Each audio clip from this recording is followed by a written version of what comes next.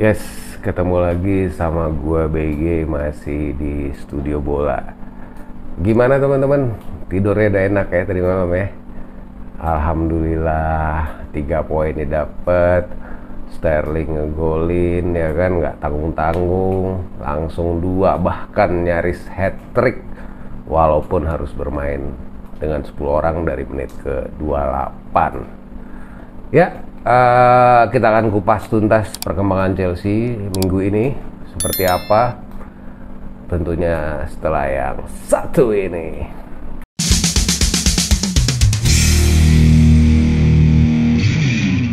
Setelah ya kayak ini ya, minggu-minggu ini kayak roller coaster ya. Roller coaster setelah kalah 3-0 lawan Leeds. Tiba-tiba tadi malam kita yang udah lemes ini bakalan kalah lagi, bakalan dibantai lagi setelah main 10 orang di menit ke 28 karena Conor Gallagher harus menerima kartu kuning kedua. Ternyata Chelsea berhasil bangkit, bahkan unggul duluan, justru 2-0 duluan melawan Leicester City. Nah, apa yang menarik ya, jujur tadi malam itu gue nonton tuh nggak full gitu ya, sebentar ngintip, sebentar gue kabur, sebentar ngintip, sebentar gue kabur ya, perasaan nggak enak. Memang Chelsea main bagus itu terakhir memang pas lawan Spurs pun ketika Kante masih di lapangan gitu,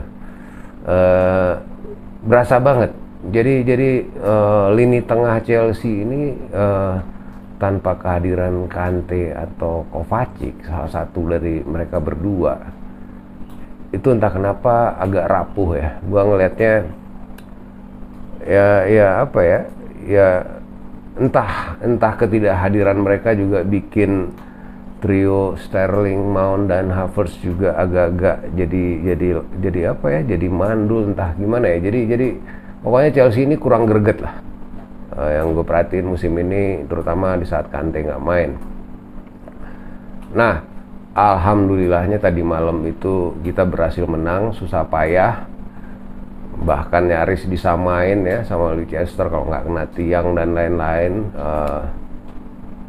Tapi overall gue salut sama semangat juangnya anak-anak Chelsea ya. Walaupun tadinya udah lemes, Gallagher merah, terus udah menang 2-0, tiba-tiba Mendy lagi-lagi bisa dijebol dari tiang dekat ya, suatu yang sebenarnya kalau buat seorang goalkeeper itu memalukan ya, kebobolan dari tiang dekat ya, yang seharusnya itu bisa dia blok, bisa dia cover gitu. Cuman memang tendangannya Harvey Barnes itu kencang banget sih ya. Ya gue nggak nyalain Mendy kali ini ya, paling nggak Mendy udah sedikit lebih baik memperbaiki kesalahannya saat lawan Leeds minggu lalu. Nggak ada lagi main-main bola-bola sok jago gocek di gawang sendiri ya.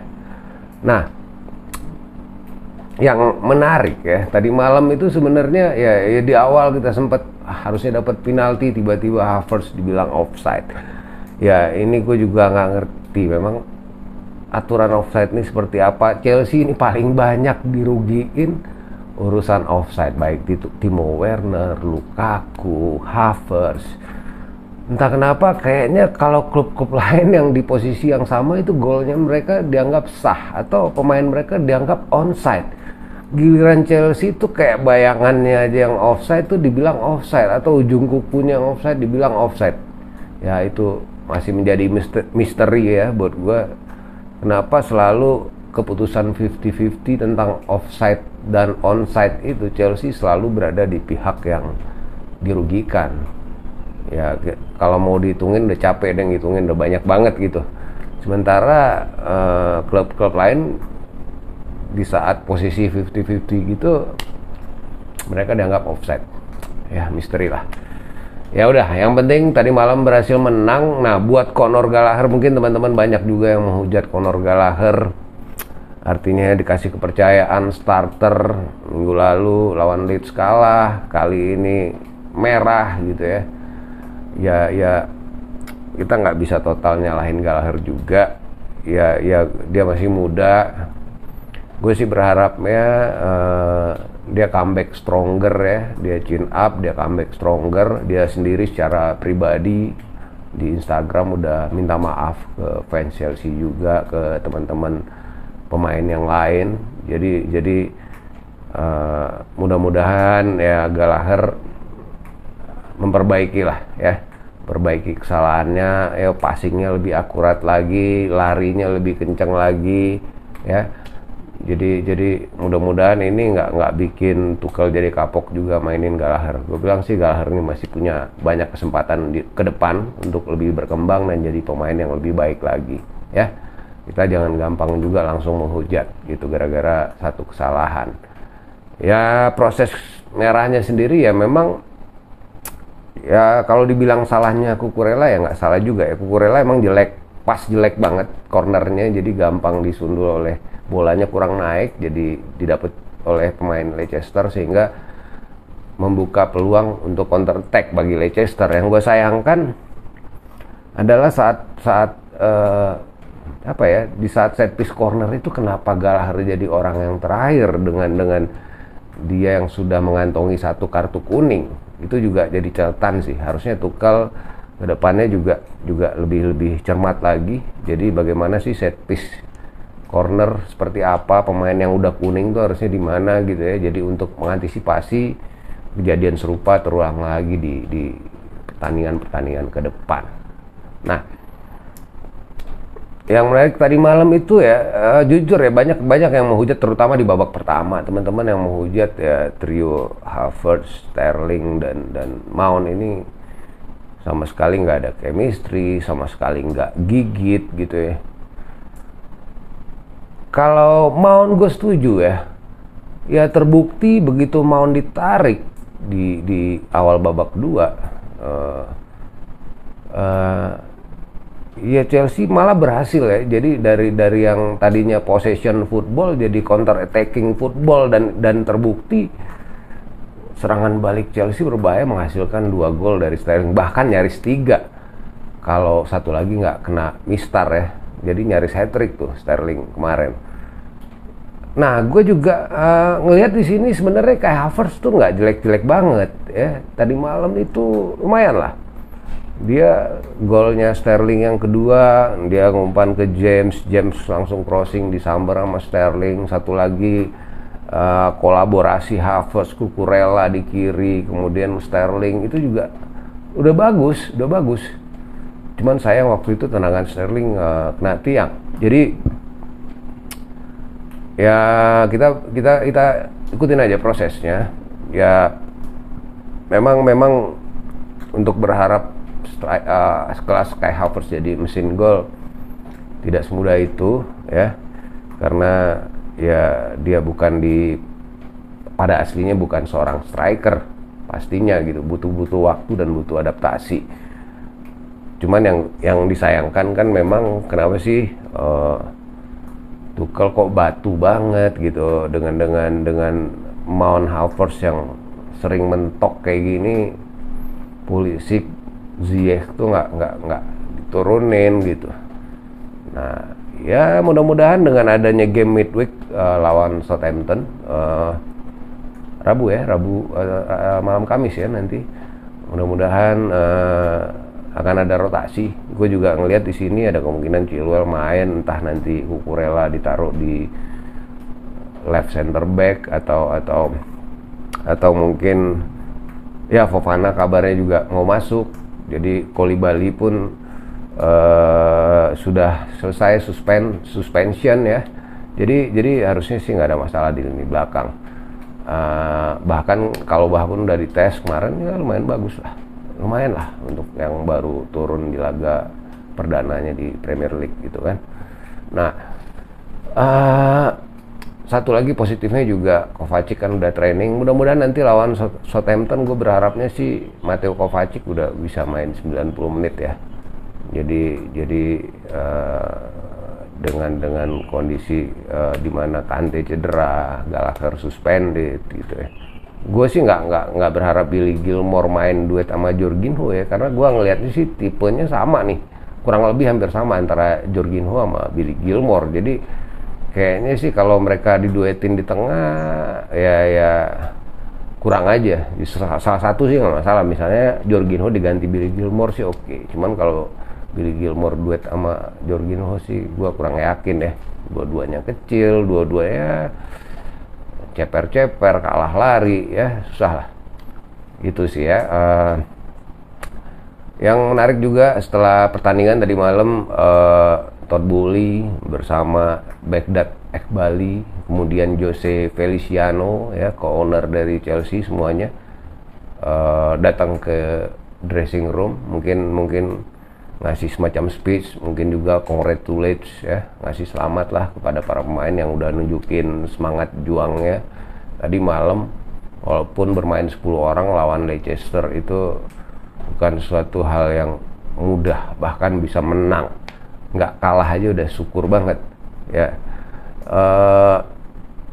Ya mudah-mudahan pelan-pelan Chelsea bangkit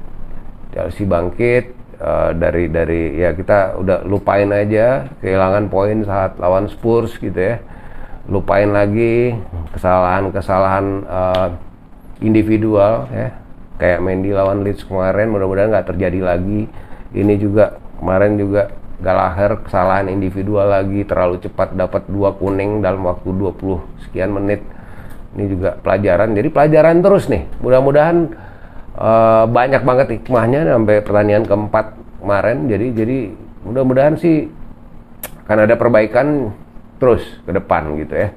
Jadi positifnya nanti Kovacic mudah-mudahan udah bisa main, Koulibaly balik dari suspension, Tuchel juga udah bisa di pinggir lapangan lagi, Fofana masuk, syukur-syukur Aubameyang juga jadi gitu ya. Jadi di depan kita punya pilihan lagi, punya fear factor lagi. Karena gua ngelihatnya kemarin-kemarin nih Chelsea nggak punya fear factor sepeninggal Werner dan Lukaku. Jangan salah, Lukaku dan Werner itu walaupun bisa dibilang banyak buang-buang peluang, nggak tajam gitu ya, maksudnya nggak klinikal gitu ya.